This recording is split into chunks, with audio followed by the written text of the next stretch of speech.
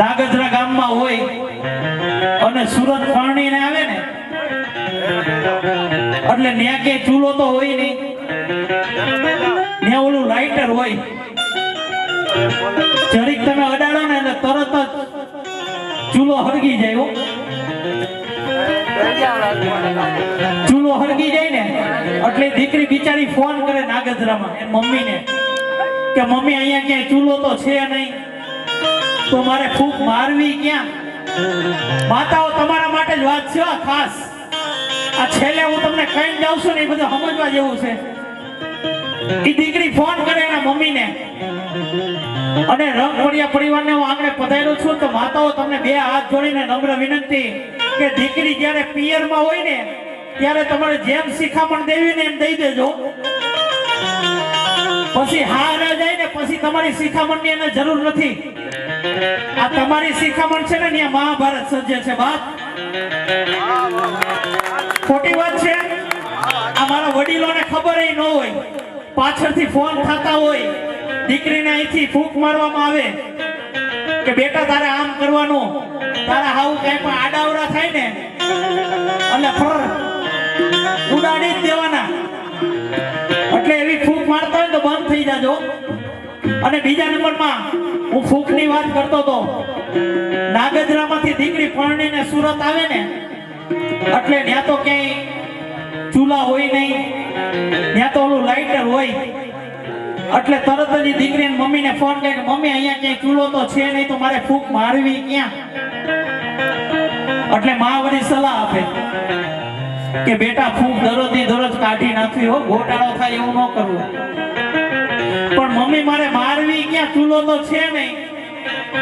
ત્યારે એની માં શું કે ખબર માતાઓ? ઈ કે હાંજે જ્યારે ઓલો ચૂલો બેડરૂમમાં આવે ને એટલે તરત જ કાનમાં ફૂંક મારી દેવાની. એટલે રંગવડિયા પરિવારને આંગણે હું આવ્યો છું. જે ફૂંક મારતા હોય ને માતાઓ ઈ બંધ થઈ જાજો. કારણ કે ચૂલાની ફૂંકથી તો ખાલી લાકડા હરકતા હતા અને તમારી બેડરૂમની ફૂંકથી તો છે ને આખા પરિવાર હરગી જાય છે બાપ. ભાઈઓને ભેગા નો રહેવા દે, એકબીજાને બોલવા લાયક નો રહેવા દે. એટલે ફૂંક મારતા હોય ને મહેરબાની કરીને બંધ થઈ જાજો.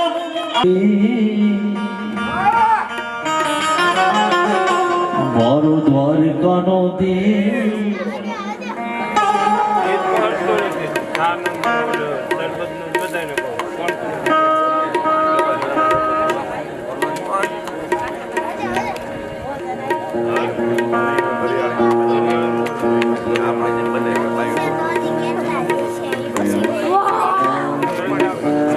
રંગીલો રાય રણ છોડે છે.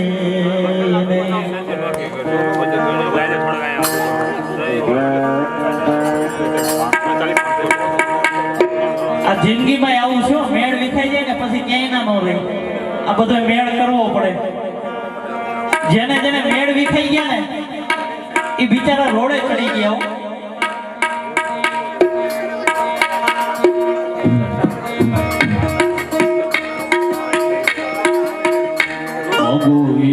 આપે 30 મારો દ્વારકાધીશ, માગો ઈસુ આપે 30 મારો દ્વારકાધીશ. ઈ તો રંગીલો રાય રણ છોડ છે. જાને ક્યાં વાલા કોટ ચલ્યો.